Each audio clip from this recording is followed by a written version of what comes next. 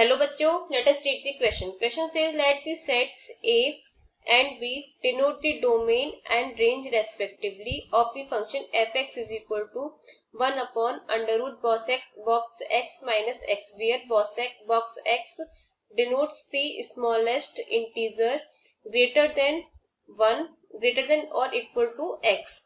Then among the statements S1 such that A intersection B is equal to 1 comma infinity minus n and S2 is equal to A union B is equal to 1 comma infinity. Option A only S1 is true. Option B both S1 and S2 are true. Option C neither S1 nor S2 is true. And option D only S2 is true. तो आइए सबसे पहले इसके लिए की concept को समझ लेते हैं. की कंसेप्ट, तो इसके लिए की कंसेप्ट क्या हो जाएगा. हमें पता है कि स्मॉलेस्ट इंटीजर फंक्शंस क्या होते हैं. इसे हम ऐसे डिनोट करते हैं x इज इक्वल टू, इसे हम ऐसे डिनोट करते हैं x इज इक्वल टू, ये हमारा स्मॉलेस्ट इंटीजर फंक्शन है. ये स्मॉलेस्ट इंटीजर फंक्शन है ये. तो ये क्या होता है, ये हमारा ग्रेटर देन और इक्वल टू, यहां से सही से लिख देते हैं इसको, ये इसको greater than equal to x होता है. और ग्रेटेस्ट इंटीजर फंक्शंस क्या होते हैं, ग्रेटेस्ट इंटीजर फंक्शन ये होता है. इसे हम ऐसे रिप्रेजेंट करते हैं और ये less than equal to x होता है.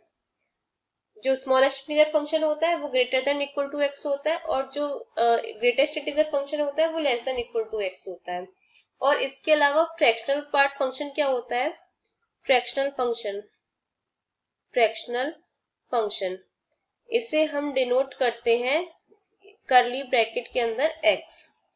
तो ये जो होता है इसे हम लिख सकते हैं यहाँ पर x minus greatest integer x.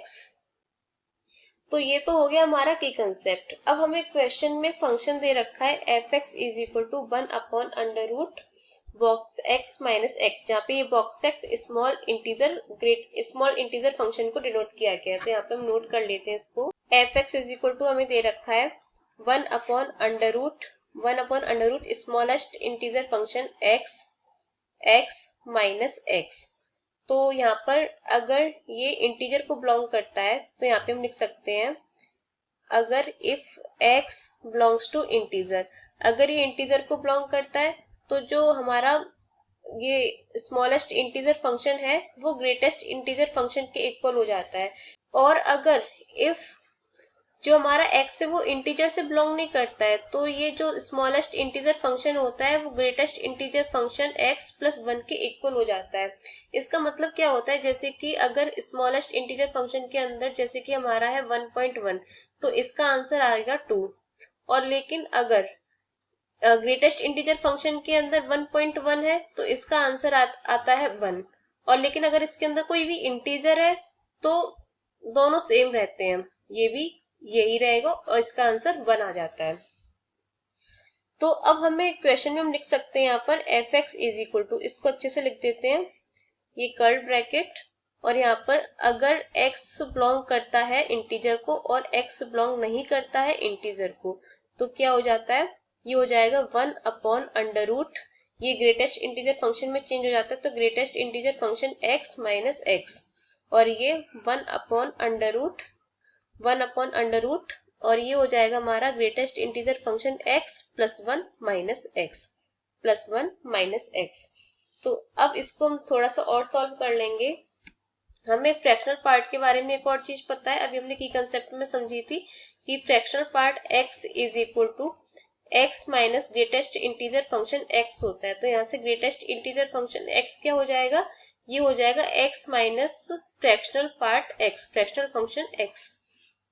तो यहाँ से fx इज इक्वल टू हो जाएगा हमारे पास में, अगर x इंटीजर को बिलोंग करता है और x इंटीजर को बिलोंग नहीं करता है तब क्या क्या हो जाएगा, यहाँ पे हम वैल्यूज को पुट कर देते हैं.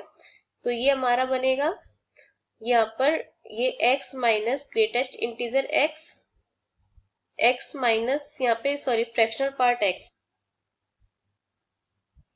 ये हो जाएगा x minus fractional function x और ये माइनस x, और नीचे नीचे भी हम वैल्यूज को पुट कर देंगे तो हमें मिलेगा इसकी जगह x minus fractional function x plus 1 minus x। तो कुछ कैंसिल हो रहा है इसमें, यहाँ पे ऊपर x से x कैंसिल हो गया और नीचे भी x से x कैंसिल हो गया। तो ये हो जाएगा अब हमारा F X is equal to, इधर नए पेज पर लिख लेते हैं, F X is equal to हो गया हमारा 1 अपॉन अंडर रूट, माइनस में फ्रैक्शनल फंक्शन x बचेगा और नीचे 1 upon under root 1 minus fractional function x बचेगा। और जब x बिलोंग करता है इंटीजर को और जब x बिलोंग नहीं करता है इंटीजर को। तो ये हो गया। अब हमें पता है कि जो फ्रैक्शनल फंक्शन की वैल्यू होती है वो 0 से लेके 1 के बीच में होती है, 0 से लेके 1 के बीच में होती है। तो यहाँ पर हमारे निगेटिव हो जाएगा, तो ये तो एग्जिस्ट नहीं करता है, डज नॉट एग्जिस्ट।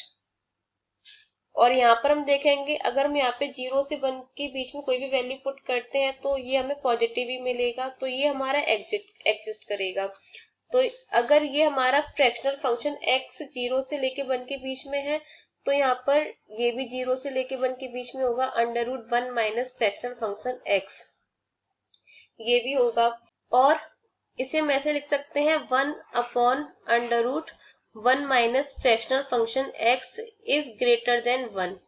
जैसे यहाँ पर कोई बहुत छोटी वैल्यू आती है, जैसे अगर हम एग्जांपल के लिए ले लें यहाँ पर, जैसे 0.5 है, 0.5 अभी 0 से और 1 के बीच में है, लेकिन अगर हम इसे 1 अपॉन 0.5 करेंगे तो ये आंसर आ जाता है हमारा 2, जो कि 2 ग्रेटर देन 1। तो ऐसे हम यहाँ पर लिख सकते हैं 1 upon under root 1 minus fractional function x is greater than 1।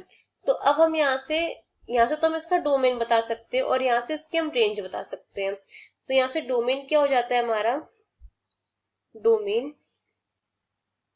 Domain हो जाएगा हमारा, तो अगर हमारा जो x है वो इंटीजर से बिलोंग करता है तो फंक्शन एग्जिस्ट ही नहीं करता है, और अगर इंटीजर से बिलोंग नहीं करता है तो फंक्शन हमारा एग्जिस्ट करता है। तो इसका मतलब क्या होगा कि ऑल रियल नंबर्स में से हम यहाँ पर i को माइनस कर देंगे, यानी कि इंटीजर को माइनस कर देंगे, तो हमें इसका डोमेन मिल जाएगा। इतने पार्ट पर ये जो फंक्शन होगा वो एग्जिस्ट करेगा। और इसकी रेंज क्या हो जाएगी, यहाँ से रेंज हो जाएगी इसकी, range is equal to 1 to, ये 1 से बड़ा है तो 1 टू इनफाइनाइट।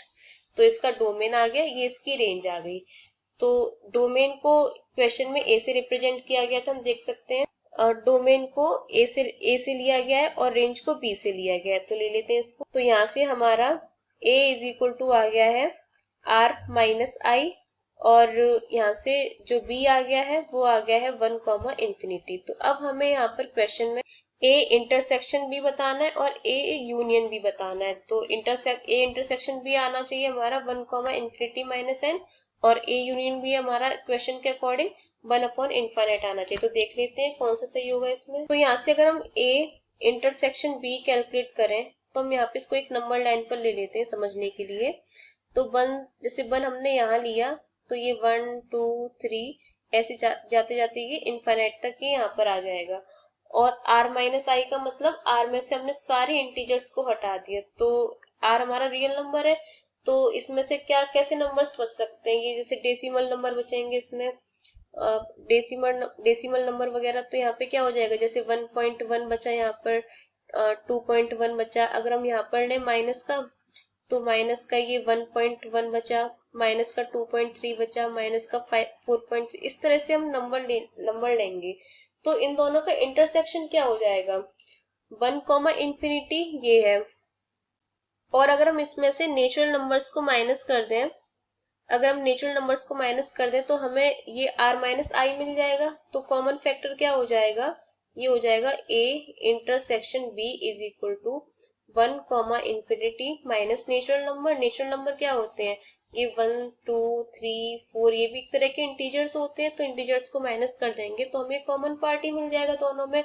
और इंटरसेक्शन क्या होता है, कॉमन पार्ट होता है, तो ये आ गया हमारा a इंटरसेक्शन b।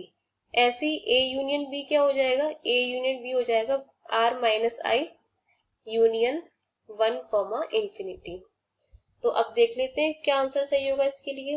तो यहाँ से हमारा जो S1 है A इंटरसेक्शन B वो हमारा सही है, बाकी S2 जो स्टेटमेंट है वो हमारा इनकरेक्ट हो जाएगा। तो इस तरह से हमारा ऑप्शन ए सही हो जाएगा। तो यहाँ पे हम लिख सकते हैं option A is correct. Option A is correct.